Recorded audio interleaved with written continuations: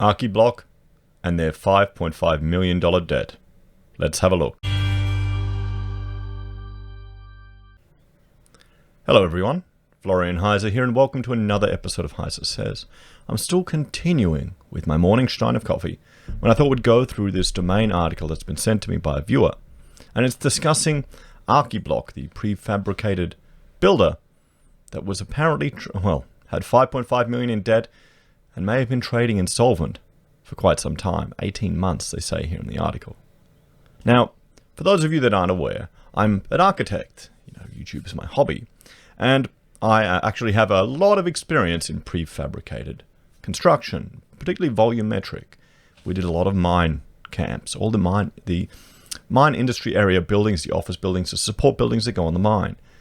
The advantage of using volumetric modular is where they build it down here, down the Gold Coast or in Brisbane, and they'll truck it up. They'll truck it up there because it limits the amount of time they need to have on site, and it's logistically easier to get all the materials and the people to work here than to work remotely. There are advantages to it. But it isn't cheaper to build. That's all the people who are pushing for it in suburban areas. I question the economics of it. Because when you move these things around, it needs to be designed. The structure needs to be designed to move it around. It doesn't need to be designed to sit in place. So the wind loads that you're going to get when you're sitting a building in place are going to be different to the structural requirements you need when you move something around. What do you think is going to be more? You're going to about a third more steel generally you need than if you build it in place. And sure there are people believe that it is a highly advanced operation like car manufacturing. But houses, buildings, they're not like cars. They're not all, you do one design and you just churn it off the conveyor belt. Sure, you can, but each one is a unique piece, a completely unique piece with little intricacies and changes.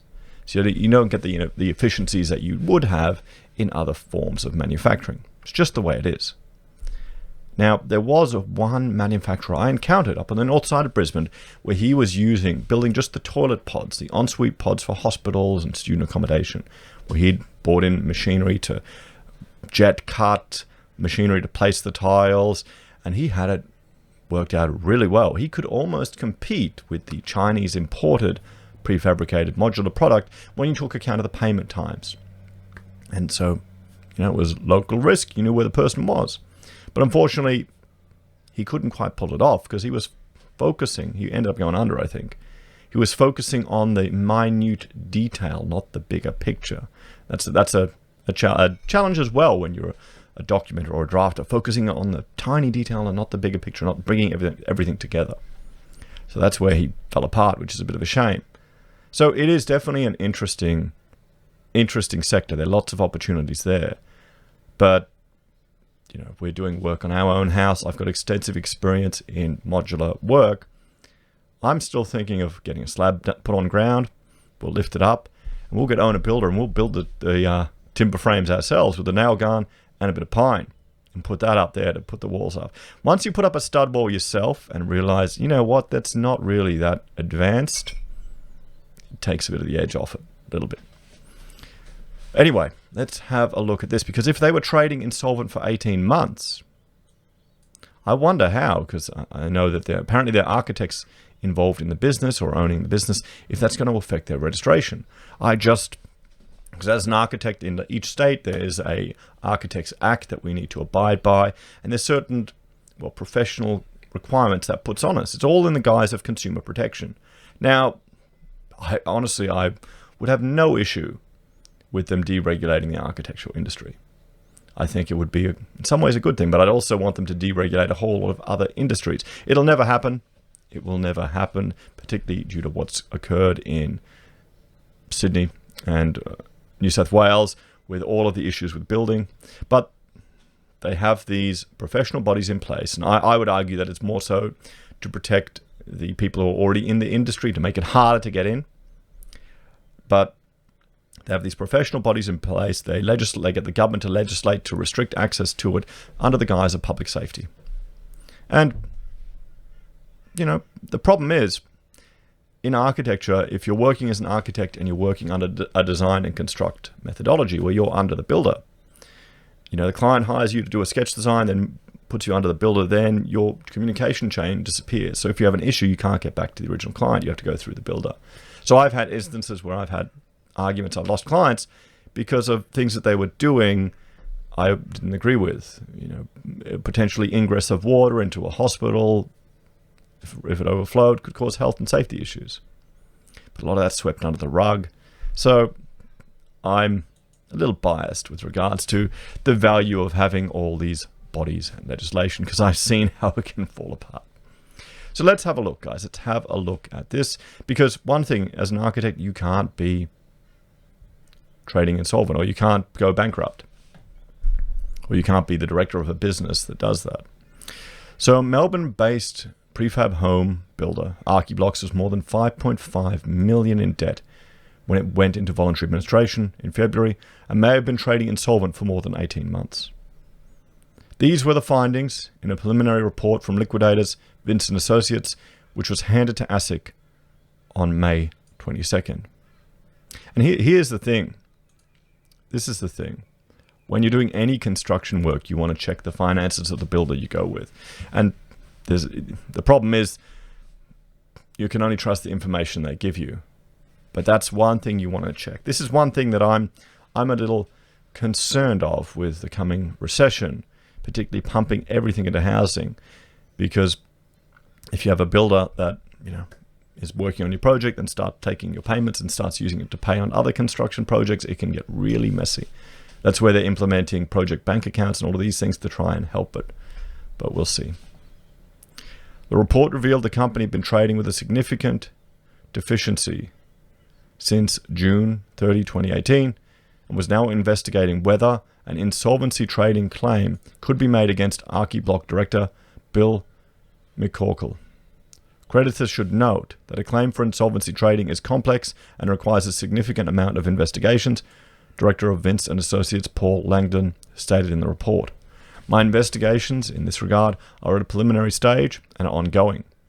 Archiblox's total debt was calculated at $5.5 million, with the company owing money to a number of businesses for their goods and services and to individuals for large loans to keep the business afloat. So they were in trouble for a while, everyone. It's kind of sad. One of the biggest debts was a $2 million loan from a woman who is now seeking compensation. The total was given in two lots, a $1.5 million loan in May 2019, with a further $424,000 loaned in August. The report reveals she was unlikely to receive money from the sale of Archiblox assets, including those liquidated at the business's two sites in Leverton and Burnley. A loan for $500,000 was also made to the company by another woman in February 2018, with the total of the loan raising to $666,000 after further advances were given to the company. The woman who loaned the money has now been given ownership of Archiblox intellectual property, including its website and social media pages, as well as the trademark name. What value would that have, though? What value would that have? I mean, here's the thing. As a designer, I've encountered this a lot. You'll design a modular house. There's only so much you can do there. There's actually limitations to construction technology. Maybe they've got something innovative, but I've worked with lots of different modular builders, and I haven't seen much innovation between them. The most innovative was those that were investing in machinery to allow them to fabricate differently. While Archiblox owed money to businesses and for loans, it was also in debt to 18 former employees for their wages, superannuation, and other entitlements amounting to an estimated $163,000. Wow. This is why I told my staff, I told them one of the advantages of having your superannuation, where you can see it every day, is that you're getting paid. Because when a business is in trouble, superannuation is often something you put off paying. I had a friend who didn't get paid super for 2 years.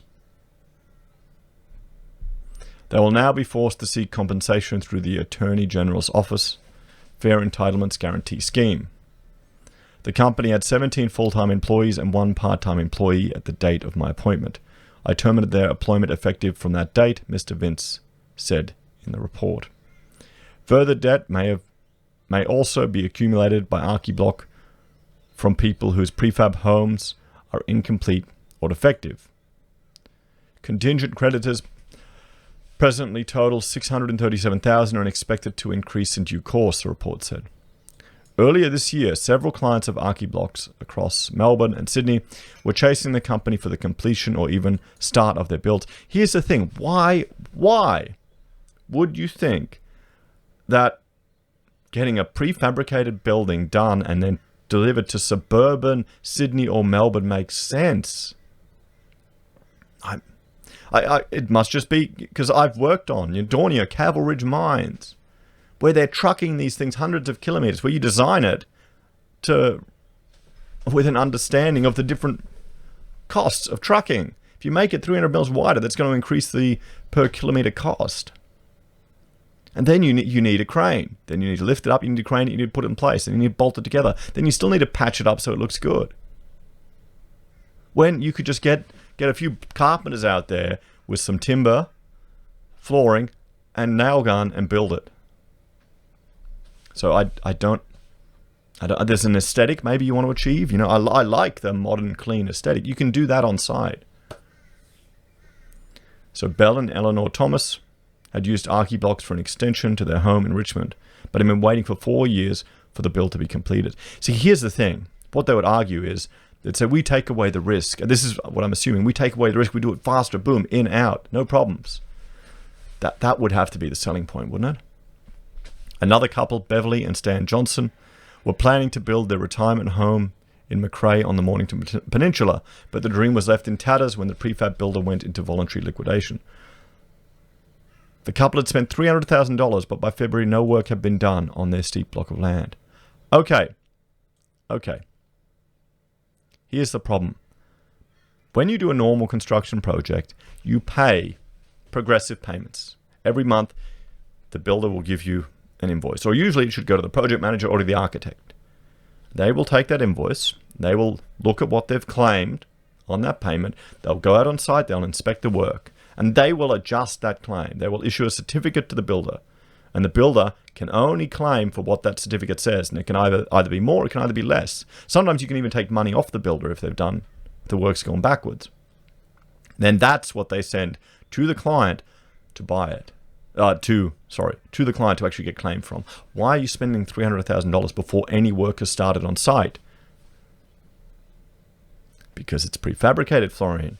Because they were building it in the factory and we trusted them. That's the problem. So then, what you do is, if that's happening, you say, okay, no problem. I want a bank guarantee. A bank guarantee equal to that $300,000 that I can have until you deliver and install it on site. This is where having a professional standing between the home builder and the builder can have advantages. This is why, these are things that we do on larger commercial projects, refurbishment projects, and it does add an element to the cost, but it's there to mitigate your risk. At the time, Archiblox director and architect Bill McCorkle told Domain that insurance issues had led to the decision to go into voluntary liquidation, and he and his wife, Christine, who also worked for the company, were gutted.